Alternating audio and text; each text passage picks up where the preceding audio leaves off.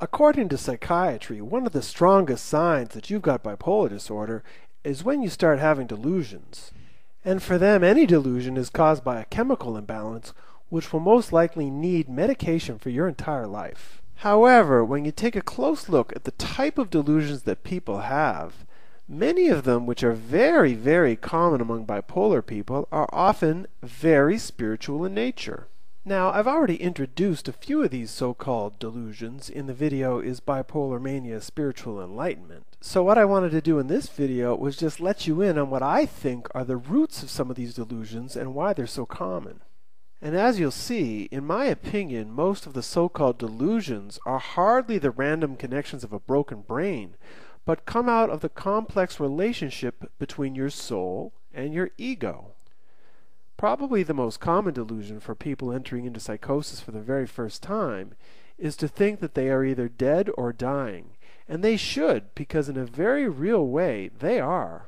You see, as I mentioned in the first video in this series, The Real Cause of Bipolar Disorder, the cause of an acute psychosis will always be the collapse of your ego, or false self. But what I didn't talk about is simply what it feels like when this false self or ego collapse occurs. First, you feel totally different, completely unlike the self you have come to know your entire life. And a part of that self has been your false self, which is made up of all the thoughts and ideas that you have known yourself to be. That's the ego part of you. So then during the ego collapse, when all of this false self just seems to leave you on what I can best describe as an energetic level, you feel so unlike you've ever felt that it's easy to assume, as I did, that you're in fact dead or dying. And in a way, a part of you is. If your psychosis completes itself in a healthy way, much of your false self or ego will die, and what you'll be left with is a feeling that you are much lighter and less boxed in than you were before. After thinking that you're dead or dying, thinking that you're Jesus or some type of Messiah is probably the second most common delusion. Now, why would so many people think that? Well, don't forget that when the ego or false self collapses, what you're left with is your true self or soul. You see, when our ego is in control of things, we have this inner feeling that somehow we're not good enough, that somehow we need to better ourselves in order to justify our existence. And to do that, we need to be something that we're not.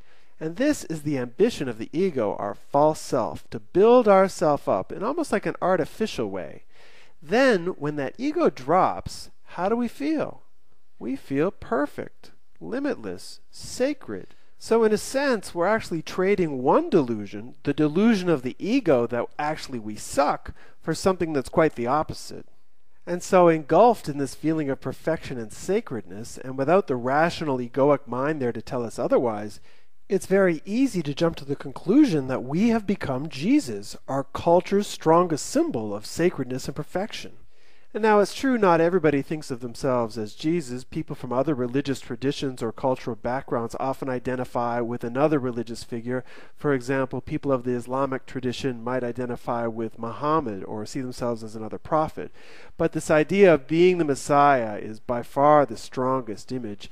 And for women, if they don't see themselves as the Messiah or Jesus, they'll see themselves as actually giving birth to the Messiah, being the mother of Jesus or the Messiah. The third delusion is that we're somehow all-knowing. One sensation that most of us have in our everyday reality is that we never quite seem to know enough. Have you ever noticed that? It's as if no matter what we do, we just can't figure life out without more information. However, once again, when that ego collapses, we're left with this emotional intuition of the soul, which is telling us that everything is as it should be. And in that moment, there's the sensation of completeness. And with that completeness comes this sense of a perfect knowledge, a sense that you know everything there is to know, and yet somehow you can't explain it in words. It's as if you're having one giant nuclear aha moment. And so, considering that you feel that you're a sacred Messiah and have this perfect all-knowing information, what's to do? Save the world, of course. At this point, many people seem to become obsessed with certain social issues like homelessness, poverty, the greenhouse effect, this sort of thing. And then others, including Dr. David Lukoff, felt the compulsion to write their own religious text. The Jim Carrey movie The Truman Show is probably the most common reference that I've heard when asking people what psychosis is like. And this really shouldn't come as a surprise, because once the ego collapses, not only do our senses become more alive, but we also become more sensitive to other people, better able to read how they're feeling. And among the first things that you'll notice while you're in psychosis about the so-called normal people around you is that to some extent, pretty much everybody is acting, meaning that they're all hiding their true emotions, trying their best to fit into the role that they've sought out in society. And so seeing the world in this way, it's very easy to start to believe that you're in a movie, especially one like The Truman Show, where everybody is obviously fake and acting. And yet for many people at the same time, there's also the sensation that everything is just perfect, just the way it is. The psychiatrist, the hospital, many people in mania head for the psychiatric hospital willingly, thinking, I'll be perfectly fine. It's all part of God's plan, and everything is happening and unfolding as it's meant to happen. And in this way, the sense of being in a movie is not a whole lot different than what was written about life thousands of years ago in the ancient Hindu scripts of India, the Vedas, where it is written that life is a divine play.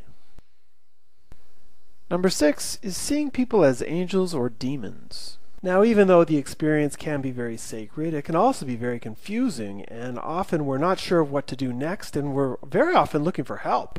But when we start looking for help, we're not looking for the person in charge or the name tag of somebody. No, we're looking for people who are going to love us.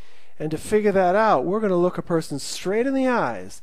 And if their face is open and we see love in those eyes, then we will see an angel before us. However, if that person looks at us judgmentally, analyzing, trying to control and manipulating us, invalidating this sacred experience, then we see a demon and we want nothing to do with them.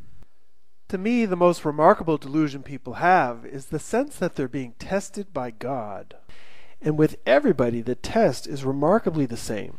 Are you going to continue to live on this material plane of reality, or are you going to choose a higher spiritual dimension of existence? And in that choice, maybe you're just saving yourself, but in some situations, some people feel that in making that decision, they're saving their family or even the entire planet. And in making that choice, in order to choose the higher dimension, it will feel like a form of ritualized suicide to the person, but not really in the sense of wanting to end your life and end the pain of existence, but rather in sacrificing your life for the greater good, much like Jesus allowed himself to be crucified rather than trying to escape.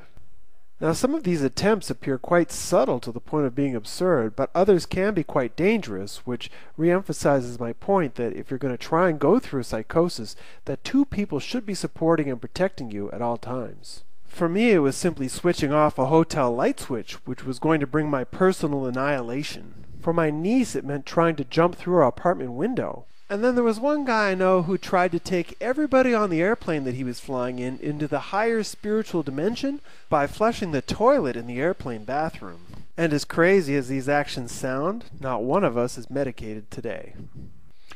So looked at this way, is it any wonder that life begins to look like a dream? Is it any wonder that we start to test reality? Because when we're in an acute psychosis, we are Alice, and we have gone way down the rabbit hole.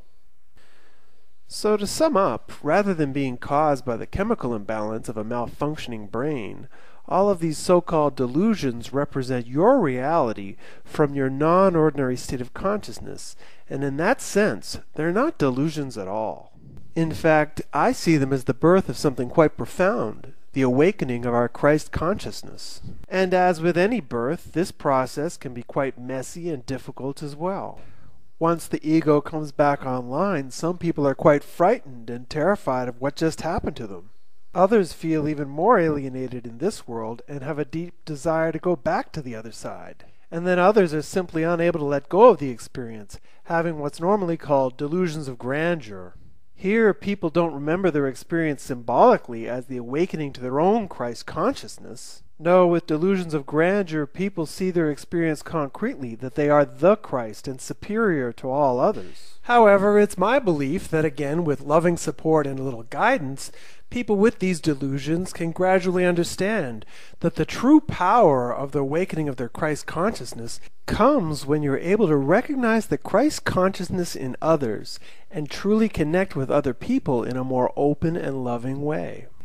And when that happens, the spiritual evolution of someone with bipolar disorder becomes the spiritual evolution of all of us. And special thanks to my friends at newlightbeings.com for sharing their stories with me so that I could put this video together.